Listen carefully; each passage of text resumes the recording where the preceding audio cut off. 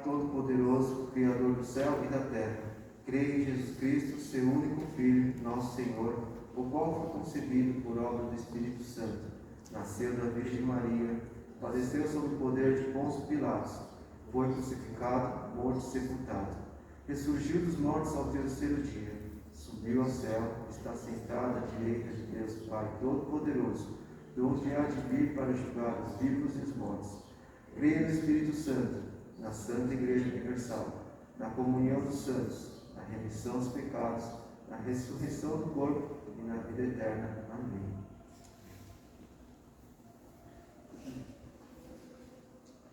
Onde a gente convida todo mundo a ficar de pé agora. Vamos louvar um pouquinho.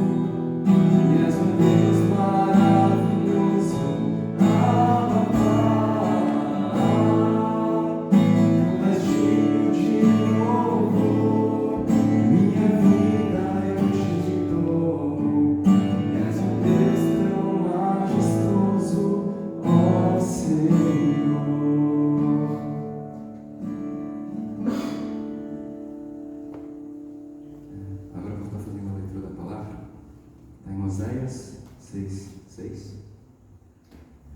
Oséias 6:6, que diz assim: pois desejo misericórdia, não sacrifícios, conhecimento de Deus em vez de holocaustos.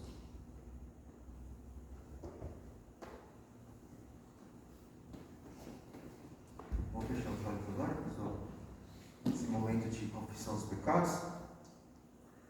Pai, nesse momento nos reunimos para, através de mim, representar todos que estão aqui perante o Senhor para pedir o teu perdão, Senhor, pois Precisamos de tua misericórdia, como acabamos de ler aqui no livro de Oséias, Pai. Precisamos do Senhor, pois reconhecemos que somos pecadores, somos seres humanos e infelizmente a gente acaba pisando, escorregando e pecando contra Ti, Pai, através de pensamentos maldosos, através do nosso falar, através das nossas atitudes, onde não agrada o Senhor, o coração do Senhor, Pai. Logo, nós estamos aqui, Senhor, para Te pedir perdão, Senhor, por nossos pecados, pois realmente a gente é muito falho em todos os momentos de nossas vidas. Mas somos também, Senhor, muito agradecidos por o Senhor sempre nos dar aquele cutucão, aquela cotovelada, mostrando que precisamos voltar para o Senhor, pedir sempre perdão, depois que a gente acaba pecando contra Ti, Pai. Logo, nosso muito obrigado, Senhor, por nos dar o Teu Espírito Santo para podermos realmente voltar a todo momento e ter esse processo de santificação, Pai. Obrigado, Senhor, também, principalmente, por o Senhor entregar o Teu Filho único, Jesus Cristo, para morrer pelos nossos pecados. Precisamos sempre nos lembrar disso e voltar todos os dias para o Senhor, Pai. Obrigado. Oramos tudo isso em nome de Jesus Cristo. Amém.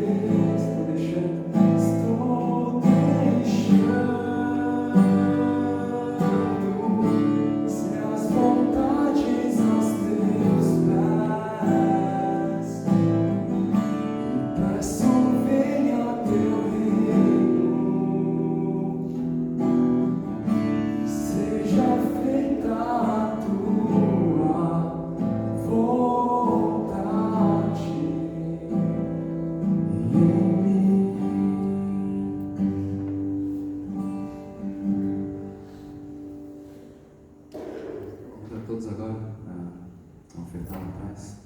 Enquanto isso, a gente faz a última música aqui.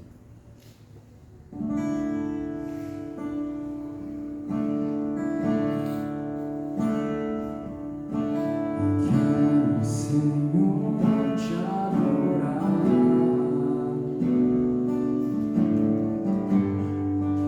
de todo o coração. Quero, Senhor, me entregar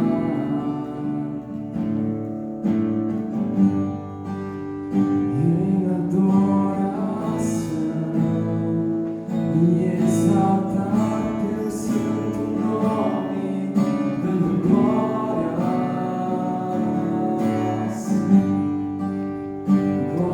ao Cordeiro, e exaltar teu santo nome, dando glórias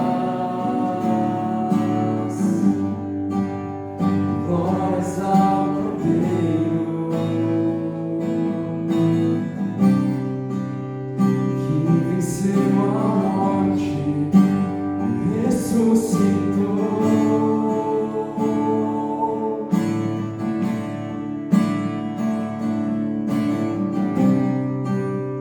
Deu-me nova vida, me libertou.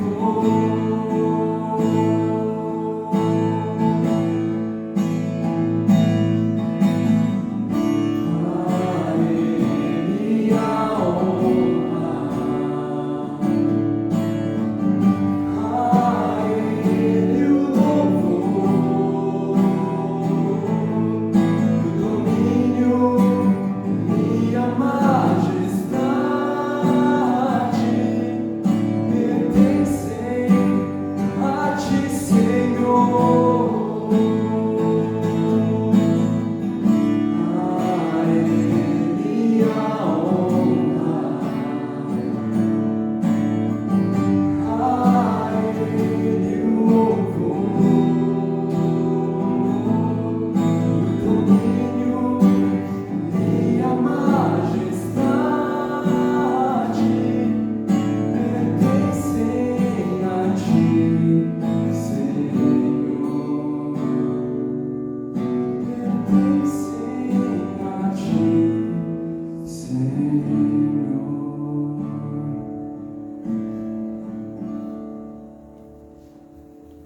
Pode sentar agora, gente.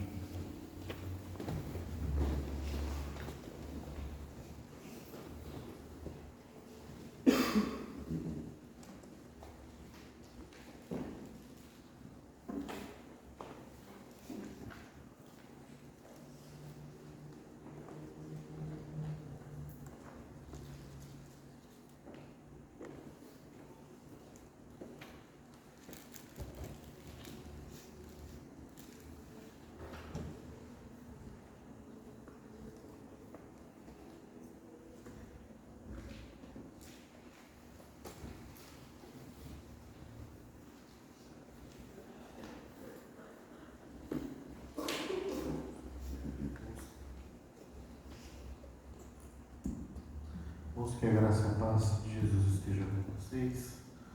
Peço que vocês abram a palavra de Deus em 1 Samuel, capítulo 15, versículos apenas 22 e 23. Tá? 1 Samuel 15, 22 e 23. Assim diz a palavra do Senhor. Samuel, porém, lhe respondeu: acaso tem o Senhor tanto prazer em holocaustos e em sacrifícios, quanto em que se obedeça a sua palavra? A obediência é melhor do que o sacrifício, e a submissão é melhor do que a gordura de carneiros. Pois a rebeldia é como o pecado da feitiçaria, e a arrogância como o mal da idolatria. Assim como você rejeitou a palavra do Senhor, ele o rejeitou como rei. Vamos orar? Senhor, nós estamos aqui para adorar o Senhor na beleza, Pai, da tua santidade, que é tão diferente de nós, mas também para ouvir, Pai do Senhor, o que o o Senhor tem para nós hoje. Mais uma vez nós pedimos que o Senhor fale conosco, ilumine, Pai, nosso entendimento, para que possamos compreender a Tua palavra, aceitá-la, crer nela, ó Deus, e aplicá-la na nossa vida. No nome de Jesus, que é nosso Mestre. Amém. Irmãos, o nosso tema é o seguinte: obedeça ao Senhor para não ser rejeitado. E a gente vai ver isso na história do primeiro rei de Israel. Nós vimos na semana passada que o povo pediu um rei. O povo pediu um rei não por motivos nobres, mas porque queria ser igual às outras nações. E o Senhor atendeu. Em vez de castigar o povo imediatamente por conta das suas motivações completamente equivocadas, o que ele faz é conceder o pedido. Só que ele vai conceder o pedido dando um rei nos moldes que o povo realmente queria. Então ele levantou Saul, o homem mais alto e mais belo de todo Israel. Ou seja, o seu exterior era um exterior de rei, uma pessoa com porte de rei, que depois de demonstrar, digamos que os seus valores, ele vai ser aceito pelo povo de Israel como rei. E isso não significa que Deus não abençoasse Saul apesar do pedido equivocado do povo. Pelo contrário, Deus caminha com Saul e em todas as suas ações lhe dá vitória, né? Nós estamos num período em que o povo de Israel ainda está tentando se estabelecer, né, consolidar o seu estabelecimento na Terra Santa, na Terra Prometida a Abraão e seus descendentes. Sim, já se passaram aqui mais de 300 anos da saída do Êxodo, mas eles ainda estão nesse processo, ainda possuem muitos inimigos ao seu redor, tinham convivência ali de povos como os filisteus, como os amalequitas, que será um povo aqui crucial para entender essa passagem. E em todas as batalhas, ou pelo menos até este momento, que é o momento em que Samuel profere esta sentença a Saul, Deus é com Saul e lhe dá vitórias nas batalhas, e dá vitória ao seu filho Jonatas. Mas Saul demonstrou um caráter vaidoso, especialmente num episódio no qual ele precisava esperar o profeta Samuel, que além de profeta e juiz, ele era o sacerdote de Israel na época, o sumo sacerdote. Ele não espera Samuel para fazer um sacrifício, e ele mesmo, que não era sacerdote, o sacerdote era alguém da tribo de Levi, uma tribo que Deus havia separado especificamente para trabalhar enquanto sacerdotes. Essa tribo, por exemplo, ela não recebeu herança em termos de terra, ela não podia ter propriedades, ela vivia dos dízimos e das ofertas que o povo entregava no santuário. Já Saul, ele era da tribo de Benjamim. Ele foi escolhido rei, ele foi ungido rei. Apenas havia dois tipos de unção no Antigo Testamento. Você ungia sacerdotes e ungia reis. Essa coisa que nós vemos moderna, das pessoas de muitas igrejas ungirem objetos, falar de unção em termos de vocação pastoral, em termos de vocação missionária, é equivocado, irmãos, do ponto de vista bíblico. Não é esse entendimento. Biblicamente, unção é uma coisa específica a sacerdotes e reis. O ungido do nosso tempo é o próprio Senhor Jesus, que hoje ainda está entre nós porque Ele é ressurreto. Então, naquela época, apenas Saul e Samuel eram ungidos e os sacerdotes. Só que Saul foi ungido rei, não sacerdote. Ele não podia oficiar sacrifício. Mas ele oficiou por quê? Porque ele começou a ficar vaidoso, paciente, cheio de si, e começou a mostrar que o caráter dele não era tão firme do Senhor. Então Deus o puniu, deu a primeira punição a Saul, uma punição pesada, que foi a seguinte: olha, a sua descendência, porque como é que funciona na monarquia em geral, né? Vai passando de pai para filhos, e aí sucessivamente, numa linha sucessória daquilo que nós chamamos de casa real, né? A casa real digamos, é aquela família da qual se procedem os reis. Se Saul foi escolhido rei, qual era a lógica? Que seu filho mais velho, Jonatas, fosse o seu sucessor, e o filho mais velho do Jonatas fosse o sucessor do Jonatas, e por aí vai. E se estabeleceria a casa de Saul. Essa era a ideia. Mas aí Deus pune Saul por conta de seu mau comportamento, de sua vaidade, e diz: olha, sua família não será mais casa real. Ou seja, eu não vou estabelecer o trono na sua casa. Depois de você que vai assumir, não vai ser alguém da sua família, não vai ser o seu filho. Já foi um duro golpe. A dinastia de Saul iria terminar nele mesmo, seria uma dinastia de um homem só. Já foi uma grande punição.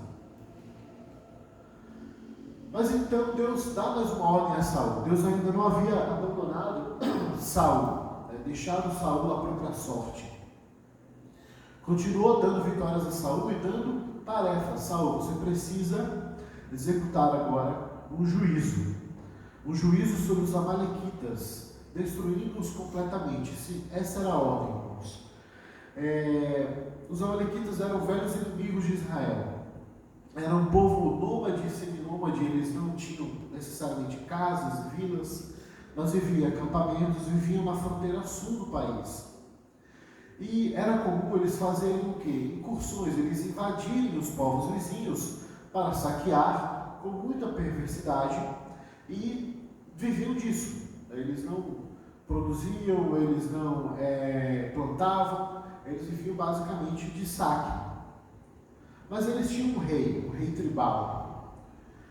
E esse povo, ele havia sido jurado pelo Senhor desde a época da conquista da terra prometida, do início com Josué, que aquele povo seria, de uma vez por todas, julgado. E o instrumento para esse julgamento seria os israelitas. Perdão. Com frequência, o Senhor faz isso. Ele levanta povos, ele levanta pessoas para serem instrumentos de juízo para outras. Na Bíblia acontece muito isso. Não só o povo de Israel foi instrumento para aplicar juízo, executar juízo para outros povos, como também outros povos foram levantados para executar juízo sobre Israel. Um exemplo, a Babilônia. A Babilônia, quando ela se torna um grande império, o novo império babilônico, o império do Nabucodonosor, e eles invadem Jerusalém, destroem o templo, destroem os muros da cidade, e levam cativos jovens, pessoas ali à força. Ele faz executando o juízo do Senhor, ainda que não tenham consciência. Mas no caso de Saul, que conheceu Deus vivo, sabia disso, que aquela era uma execução de um juízo. Então, é dada a ordem. Os amalequitas eram esses homens brutais, essas pessoas brutais, e a ordem era muito clara: não deixe nada vivo. Eu sei que para nós hoje pode parecer muito pesado mesmo, esse tipo de juízo, né? Mas foi assim de fato que o Senhor havia falado a Saul, que ele não deixasse nada absolutamente vivo, ele arrasasse o povo. Essa era a ordem. Era importante ele cumpri-la exatamente da maneira como Deus havia feito. Saul então vai à guerra, vence, porém ele permite que o seu exército tome despojos entre os amalequitas, que era uma coisa muito comum em guerra. Mas Deus havia dito para eles não tomarem nada, nem prata, nem ouro, nenhum objeto. Já começou aí o erro. Segundo, ele também pegou gados, o melhor que havia entre os gados, para usar como sacrifício. Os sacrifícios de Israel, eles não eram apenas meras oferendas, que você matava o animal e aí deixava para que aves e outros bichos comessem ao léu. Os sacrifícios eram, na verdade, muitas vezes festas. O que não era oferecido em holocausto, ou seja, quando não era completamente queimado, era então feito um banquete. Ou seja, no fundo, muitos sacrifícios eram grandes churrascos. Eles assavam a carne era um sacrifício ao Senhor, e aí eles se juntavam e comiam daquela carne, as partes que o Senhor permitia que fossem comidas no sacrifício, uma parte era entregue aos sacerdotes, e aquele era o culto. Era assim que funcionava na maioria das vezes. E Saul resolve, sem ter havido uma ordem da parte de Deus, e isso é muito importante, porque nós pensamos que se Deus não ordenou, é necessariamente algo liberado, aprovado. Ou melhor, se ele não proibiu explicitamente, é algo necessariamente aprovado. E não é assim que as coisas funcionam. Nem sempre o fato do Senhor não nos dar uma ordem explícita de proibição, significa que nós devamos fazer, que é sempre lícito. Repare que a ideia de Saul era uma ideia a princípio e aparentemente boa. Por quê? Porque entregar sacrifícios era uma coisa que eles faziam, né? Eles iriam adorar a Deus, Deus não iria achar isso bom, né? Essa era a questão. Ele achou que a ideia foi genial. Para piorar, ele também, além dos bens do gado, Saul também leva cativo Agag. Agag era o rei tribal dos amalequitas, possivelmente para conseguir alguma vantagem política. Afinal, ele ia manter um rei prisioneiro. Não era comum isso. Geralmente você matava os reis, porque os reis eram os líderes, né? E mantê-los vivos poderia ser um risco de haver uma reação, mas o que ele faz é manter Agag como prisioneiro, o que também foi algo que o Senhor não havia ordenado. Era fundamental que ele tivesse toda a sua atenção àquilo que Deus havia ordenado. Essa era a grande questão aqui. Mas ele faz coisas da cabeça dele. Deus não deixou Saul impune e enviou Samuel, o profeta, para confrontá-lo. E essa passagem que nós estamos lendo, que nós acabamos de ler aqui. Saul, então, ele foi rejeitado por Deus, como a gente acabou de ler, ele foi rejeitado como rei daquele momento em diante. Ou seja, ele era rei aparentemente, ou seja, para fins de direitos diante do povo, ele continuava sendo rei, mas digamos que no coração de Deus, ele já não era mais. Ele já não era mais um rei legítimo. Ele agora seria substituído. A passagem, por exemplo, que fala que Deus se arrependeu de ter posto Saul como rei, ela é melhor compreendida quando a gente observar passagens da Bíblia que falam que Deus se arrependeu. É uma maneira de tentar aproximar a linguagem de uma ideia de uma tristeza muito profunda que o Senhor sente por conta de algum desapontamento com o homem. O Senhor Deus é uma pessoa, Ele não é uma energia. Ele é uma pessoa. Sendo pessoa, Ele também tem afeições. Ele também tem sentimentos. E ele ficou profundamente triste com a desobediência de Saul. Profundamente triste. E aí a maneira como a gente traduz, de um modo que a gente perceba quão profunda foi essa tristeza, é dizer que ele se arrependeu de ter posto Saul como rei de Israel. A partir de então, Deus decidiu levantar um substituto. Porque toda essa nossa história aqui, ela também nos prepara para que o outro rei seja posto no lugar, que vai ser Davi. Davi, de quem o próprio Salvador, Jesus Cristo, será descendente. E aí nós vamos especificamente focar nos 2 versículos centrais de toda essa história. Saul recebeu a ordem, não cumpriu completamente da maneira como Deus havia ordenado e fez coisas que Deus não havia ordenado, achando que estava sendo um cara incrível, um grande cumpridor da palavra de Deus.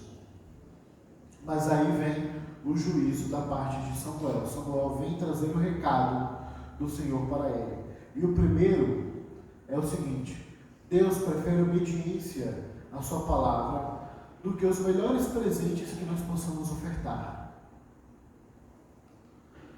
Será que o Criador se alimenta de sacrifícios? Você já parou para pensar que Deus, sendo Criador de todo o universo, sendo doador da vida, Ele não precisa de nada. A criação, ela não existe porque Deus sentia falta de algo. Ela é um transbordamento da parte de Deus, um transbordamento do seu amor, um transbordamento do seu poder, manifestação da sua glória, e não algo que Ele cria por necessidade, como nós. Nós, em geral, muitas vezes criamos por necessidade, porque precisamos de algo, né? Precisamos de ferramentas, precisamos de instrumentos para viver melhor, ou precisamos de arte para dar sentido à vida. Sempre a nossa criação está relacionada à necessidade, mas para com Deus, que é uma pessoa singular, é completamente diferente de qualquer outro ser, não é assim. Aí vai a pergunta: acaso Deus se alimentaria dos sacrifícios? Não. Sabe, acaso o Senhor, Ele precisa, por exemplo, Ele precisa de dízimos e ofertas? Ele não precisa. Você oferta para manter a igreja do Senhor, não porque o Senhor precisa do seu dinheiro, percebe? Ele não precisa de nada. Como a própria palavra de Deus diz, Ele é dono da prata e do ouro, Ele é dono de todas as coisas. Ele não tem necessidades, Ele não tem necessidades materiais. Se nós ofertamos para sustentar a obra da igreja, para que a igreja continue pregando o Evangelho aqui na terra, onde os materiais são necessários. Percebe? Não tem, por essa razão é impossível fazer qualquer barganha com o Senhor. Por isso que fazer correntes, campanhas, são completamente inúteis. Com o Senhor nós não podemos barganhar. Não tem nada que você possa oferecer que o Senhor diga: não, eu preciso disso que Ele está me oferecendo aqui. Nossa, como viver esse tempo inteiro, essa eternidade inteira sem isso que Eles estão me oferecendo? Não existe isso. O Senhor, Ele não precisa de nada da nossa parte. Não é por necessidade que Ele nos requer coisas. Ele nos requer coisas porque Ele quer a nossa obediência. Esse é o verdadeiro sacrifício. Quando o Novo Testamento, por exemplo, fala de nós oferecermos os nossos corpos vivos, diferente dos animais que eram oferecidos mortos, nós somos ofertados a Deus vivos, como sacrifício agradável a Deus. Quando o apóstolo fala isso, ele está dizendo que nós estamos nos entregando integralmente ao dispor do Senhor, para obedecê-lo em tudo que Ele disser. Essa é a chave. Essa é a grande chave da adoração cristã. Você deve obedecer ao Senhor. Isso não só agora, sempre foi assim. A maior prova é esse texto aqui, o texto de Osés que nós acabamos de ler. É claro que o Senhor, em Êxodo e Levítico, dá uma série de leis relacionadas a sacrifícios. Uma série, muitos. Há uma série de festas que o povo de Israel tinha que observar. Mas nunca isso havia sido o foco da adoração. Sabe, o ritual pelo ritual. Percebe? Há alguns anos se falava no Brasil de católicos não praticantes. Pessoas que, por conta do costume, elas eram católicas, elas nasceram na igreja católica, foram batizados. Enfim, era a religião do seu substrato cultural, da sua cultura, da sua família. Mas não necessariamente significava que era uma pessoa que praticava a sua fé. Hoje nós podemos ver isso também entre evangélicos, que sempre foram conhecidos por serem muito mais engajados com sua fé, de não crer por acaso, só porque recebeu a fé de alguém, mas porque teve uma experiência com Deus, sincera, profunda e real, que faz com que ela viva, ou procure viver de acordo com essa fé. Mas hoje não é necessariamente o que acontece. E por conta disso, por vezes pensamos que agradamos a Deus apenas fazendo coisas exteriores, achando que, por exemplo, a nossa mera presença no culto já satisfaz ao Senhor, quando Ele nos quer por inteiro. Ele não quer não apenas a nossa presença externa, não apenas uma adoração que os outros podem ver o quão religiosos somos, mas uma adoração que procede do coração, uma vontade sincera de obedecê-lo, que se manifesta não apenas aqui, quando estamos reunidos, mas especialmente quando estamos lá fora, enfrentando o mundo e os desafios que o mundo nos coloca. Quando enfrentamos as tentações e procuramos vencê-la pelo poder do Espírito, pedindo a Deus que nos ajude a vencer as tentações. Quando passamos por provações, e confiamos no Senhor, em vez de confiarmos em nós mesmos ou em qualquer outra coisa.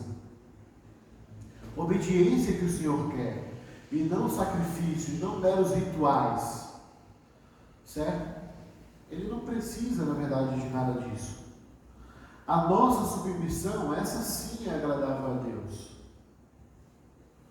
Nós podemos, irmãos, louvar o Senhor com as palavras mais bonitas, mas se nosso coração não é submisso ao Senhor, não é cativo à palavra de Deus, não está cativo mesmo, está preso à palavra de Deus, não adianta. Os melhores louvores, a melhor voz, não adianta. Nós não estamos adorando ao Senhor como realmente devemos adorar.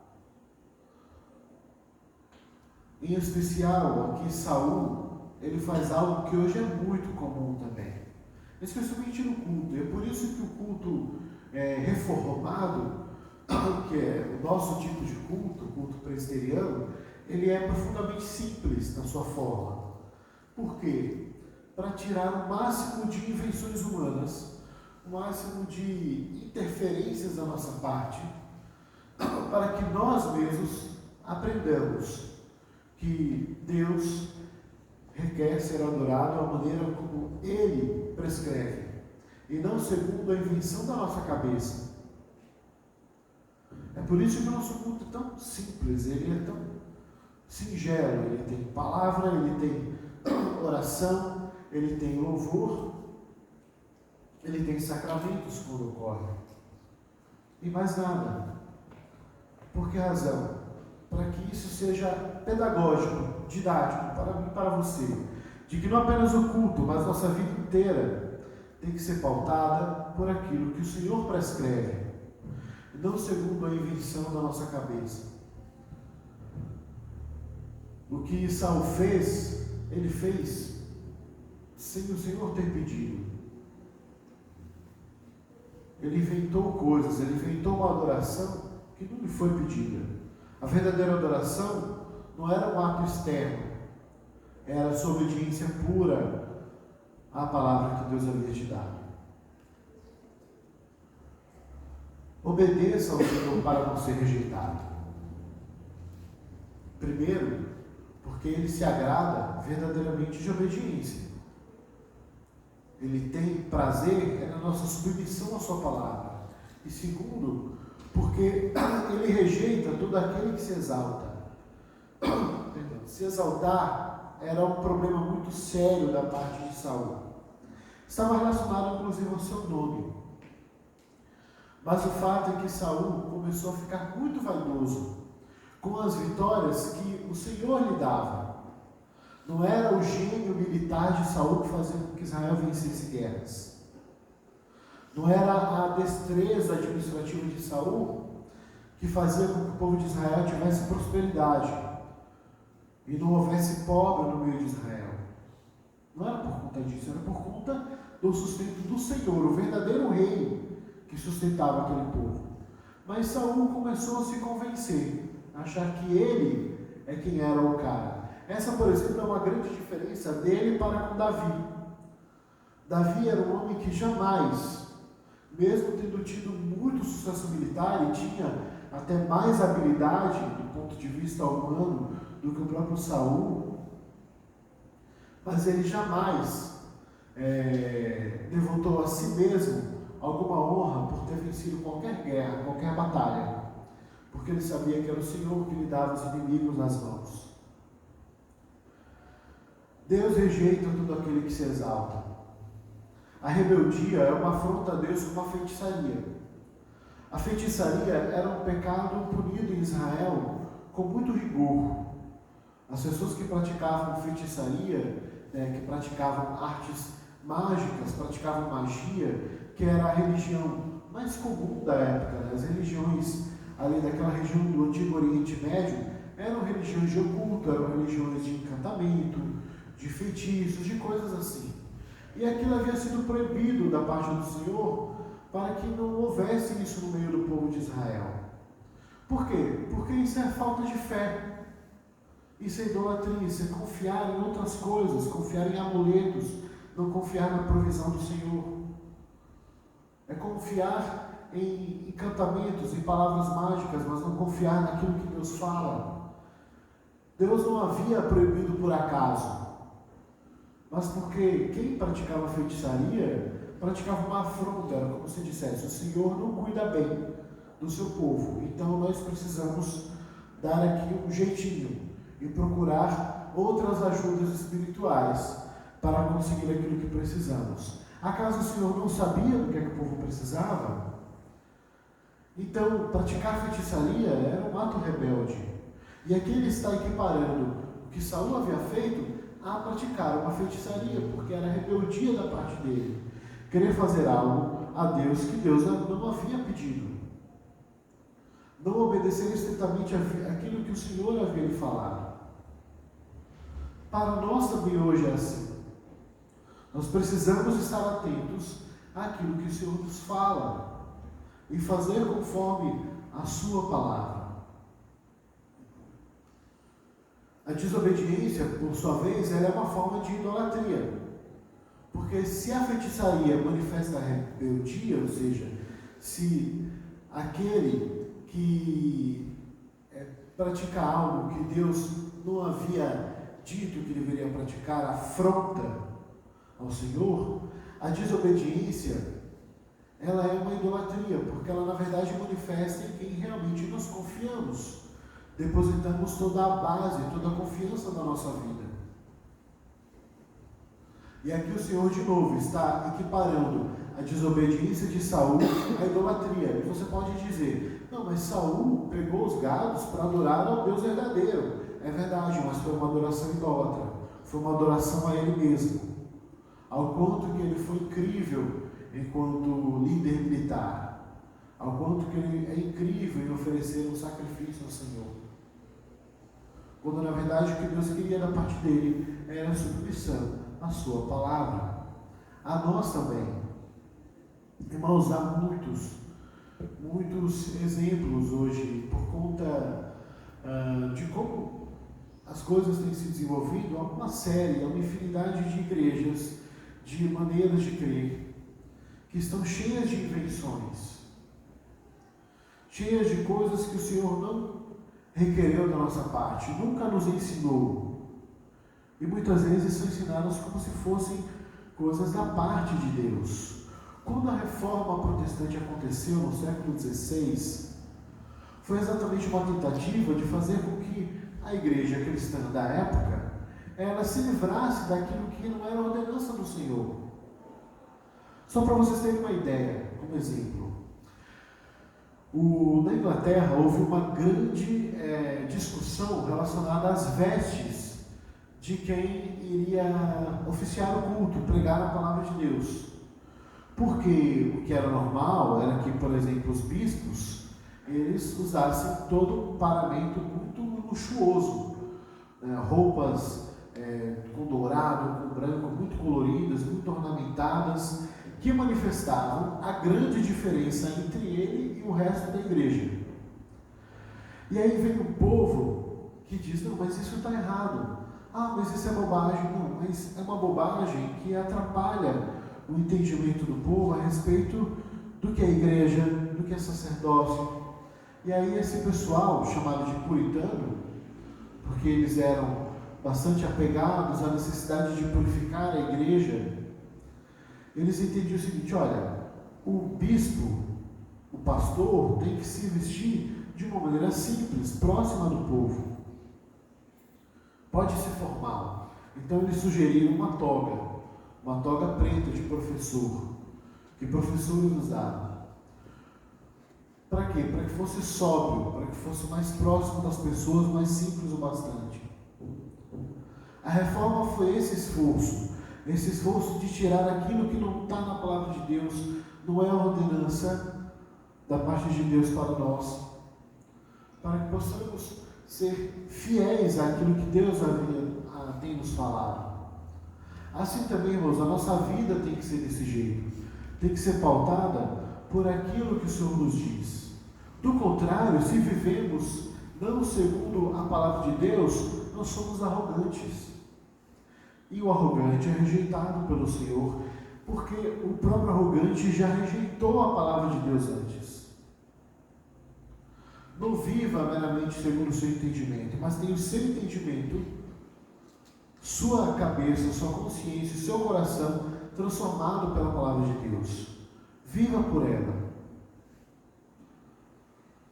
Não tenha vergonha disso, irmãos, de pensar que você não é. As pessoas hoje, elas estão muito aferradas à ideia de autonomia, de ter uma identidade própria e singular. Mas a palavra de Deus nos diz para que nós vivamos segundo aquilo que vem da boca de Deus. O próprio Senhor Jesus nos diz que o homem não vive, por exemplo, apenas do pão, mas sim daquilo que procede da boca de Deus. Nós não devemos ter vergonha disso, de assumir que sim, nós somos dependentes do que o Senhor fala. Nós vivemos de acordo com a palavra do Senhor. Nós procuramos trabalhar, procuramos ter os nossos relacionamentos pautados pela palavra do Senhor, pelo que o Senhor nos diz, segundo os seus princípios de vida. O próprio Senhor Jesus dá exemplo de um filho perfeito, quando ele obedeceu a Deus até o fim, nem se importando com consequências, não se importando com o que os outros diziam. Mas ele mesmo diz, em João 6,38, pois desci dos céus não para fazer a minha vontade, mas para fazer a vontade daquele que me enviou. Você também, se é um discípulo de Cristo, tenha esse como o seu grande serviço na vida, sua grande missão na vida, fazer a vontade daquele que te chamou e daquele que também está te enviando para o mundo, para que você manifeste Jesus diante das pessoas. Viva pela palavra de Deus. Você verdadeiramente ama Jesus? Se você ama de fato, obedeça aos seus mandamentos. O Senhor Jesus fala: quem tem os meus mandamentos e os obedece, esse é o que me ama. Aquele que me ama será amado por meu Pai, e eu também o amarei e me revelarei a ele.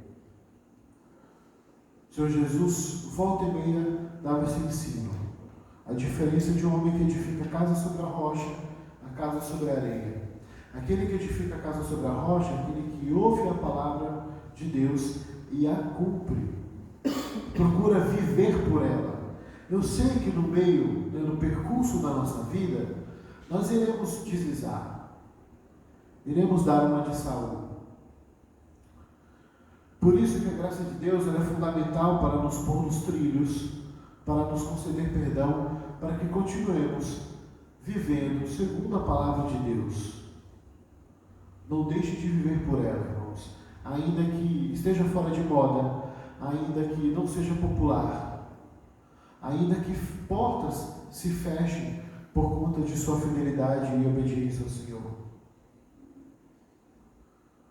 Mas o Senhor se agrada em ter como verdadeiro culto aquilo que nós entregamos enquanto uma vida de obediência.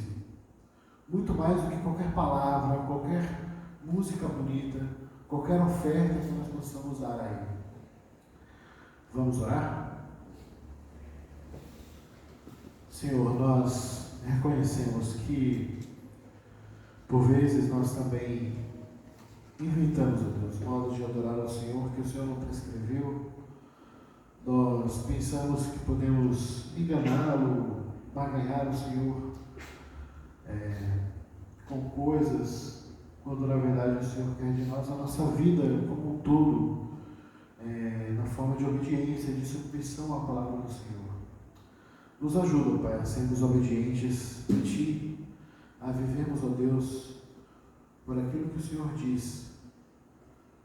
Pai, nos ajuda, Pai, livra-nos de sermos rejeitados por Ti, ó Deus, porque preferimos seguir apenas o nosso coração tão tolo, tão cheio de invenções, ó Deus, tão cheio de engano. Ajuda-nos, Pai, no nome de Jesus. Amém. Vamos cantar?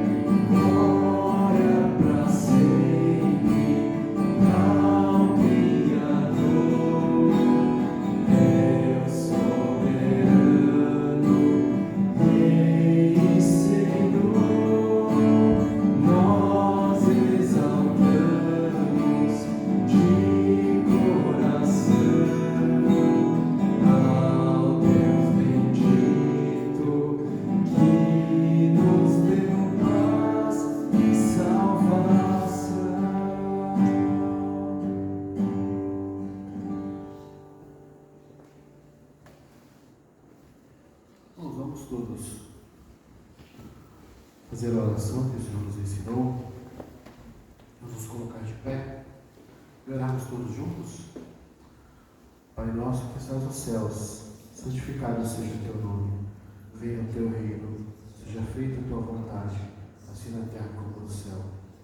Dá-nos hoje o nosso pão de cada dia. Perdoa as nossas dívidas, assim como perdoamos aos nossos devedores. Não nos deixes cair em tentação, mas livra-nos do mal. Teu reino, poder e a glória, para sempre. Amém. Então, só como aviso, nós tivemos o acampamento será adiado, tá? A gente vai definir a data, mas por conta de agenda, com o próprio local, enfim. E também acho que para a gente poder fazer um acampamento bem caprichado, acho que a gente vai precisar de um pouco mais de tempo.